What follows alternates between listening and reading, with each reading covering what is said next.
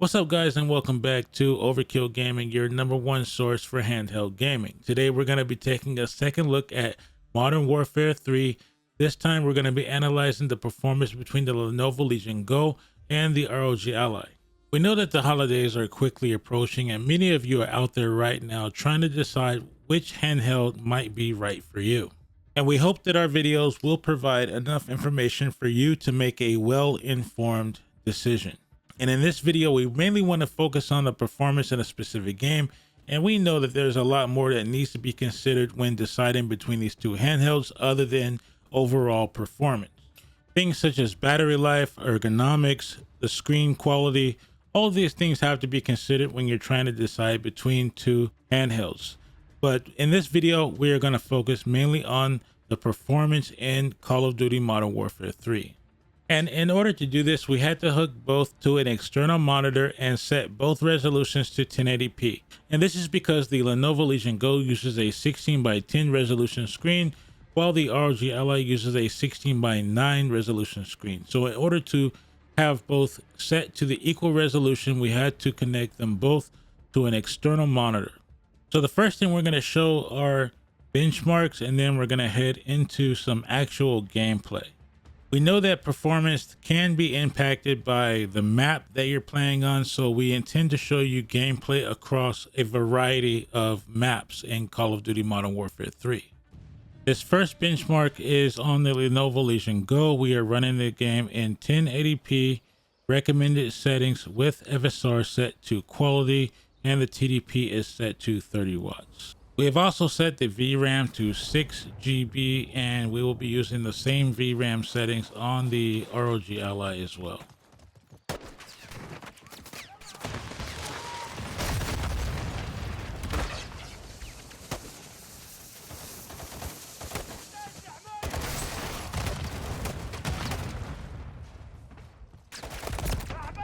Target marked. Request fire mission.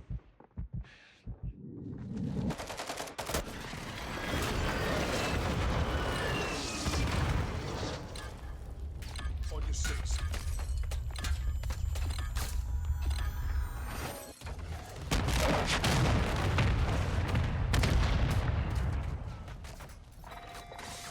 So it looks like we were able to achieve an average of 60 frames per second with an all-time low of 46. So anywhere between 46 and 60 frames per second is what we were able to achieve on the Lenovo Legion Go with these settings. The benchmark tool is great, but it doesn't really tell the entire story of how the performance is going to be in this game. Now we'll take a look at some actual gameplay across a variety of maps using these same exact settings.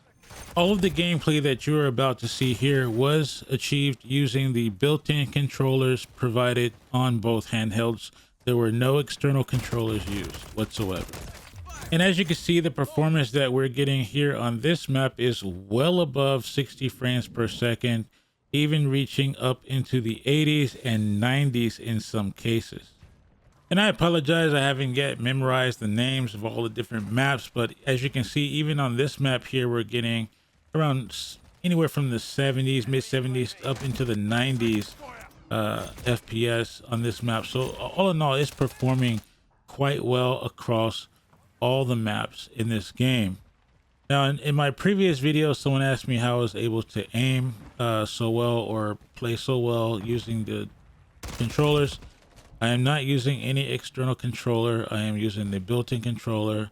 I have not made any adjustments whatsoever to dead zones or anything like that. I'm just using the default settings, and I think it just comes with practice. And I don't even think I'm that great at this game, but I just think if it's your first time playing on a handheld device, it may take some getting used to. I also did go back and try out FPS mode on the Lenovo Legion Go, which is where you use the controllers like a mouse and basically play like a mouse and keyboard style, and it does actually work in this game. So I have confirmed that it does work, thanks to you guys who let me know that you guys did try it out and it did work for you.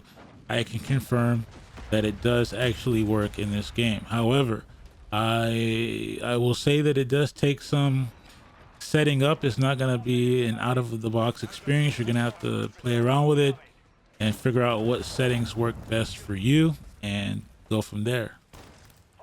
Is it me, or are Modern Warfare maps starting to look more and more like Warzone maps? Here we are on the estate map, which is a very large, wide open map, similar to what you would expect from Warzone.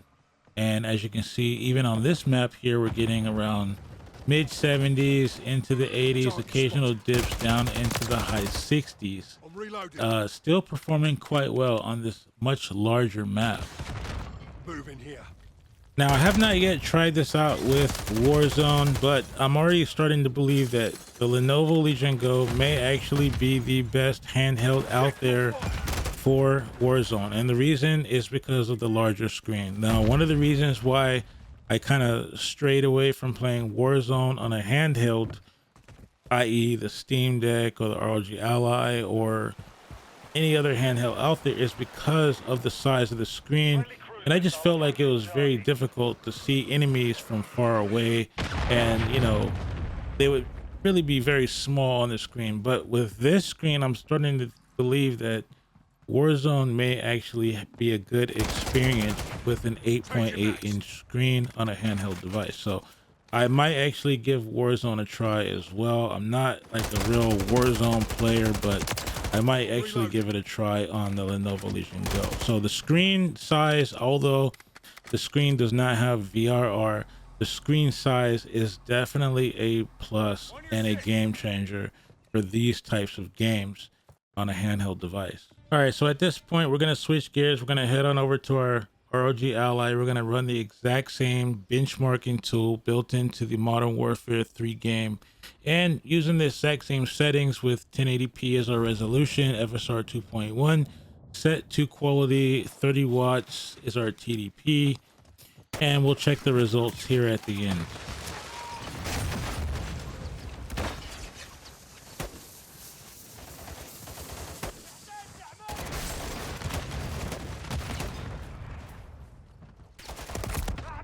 Target marked. Request fire mission.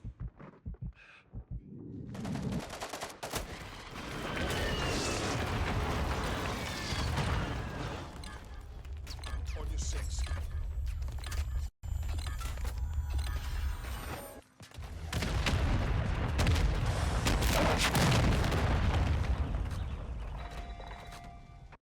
All right, and we have our results here: 57 FPS average with a low of 38. So kind of close to what we got on the Lenovo Legion Go, but Lenovo Legion Go definitely outperformed the ROG Ally with these same settings. Now, somebody may notice that here it does say that the GPU driver is below recommended. I did make sure to update drivers before I did this test, and it said that everything that I currently have is up to date. It is possible that we could see a slight boost in performance with a newer driver. That may be something that we revisit in the future, but as of right now, this is kind of what I would expect to see between the Lenovo Legion Go and the ROG Ally, due to the fact that the Lenovo Legion Go does have faster RAM. All right, so now let's take a look at some actual gameplay of Call of Duty Modern Warfare 3 on the ROG Ally, and as we can see, it is performing quite well with the same exact settings that we had on the Lenovo Legion Go. We're not getting as high of a frame rate on the ROG Ally, but nevertheless, it is still pretty good. It is still performing very well here. We're only talking about a difference of maybe 5 frames per second. And we are using the built-in controller on the ROG Ally. We're not using an external controller, and it feels quite good. I would say though, I do prefer the Lenovo Legion Go's controller over the ROG Ally, but that's just a matter of preference. It does feel a little more ergonomic to me, and we are playing with the default controller settings. We have not made any adjustments to the dead zone or anything like that. So I would say, depending on your taste, either one of these controllers will get the job done. Me personally, I like the ergonomics of the Legion Go, so that's my personal choice, but either one of these will get the job done. All right, here's some gameplay from the Boneyard map, classic map from Modern Warfare 2019. One of my favorite maps. I used to love playing this map in Modern Warfare 2019, and as you can see, we're getting very good performance here. mid to high 70s, all the way up into the 80s, probably even into the mid 80s. So performance is really good here on this map as well.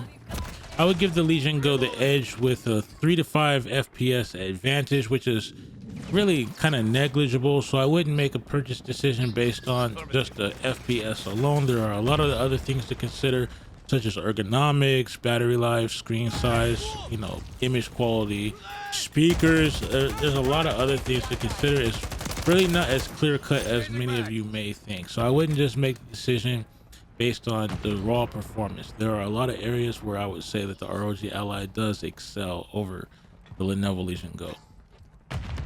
All right, taking a look at another map here on the ROG Ally, and performance wise it appears to be pretty consistent across the board, anywhere from low 70s to mid 80s, and in some cases we might peak at the 90s. So all in all, it is performing quite well here. The controls feel pretty good on this device. So I mean, with either of these devices you really can't go wrong. I do think that you will have a slight, just a very slight advantage on a Lenovo Legion Go with the larger screen, the controller, and with the faster memory. So it's going to give you a little more of a boost in terms of frames per second.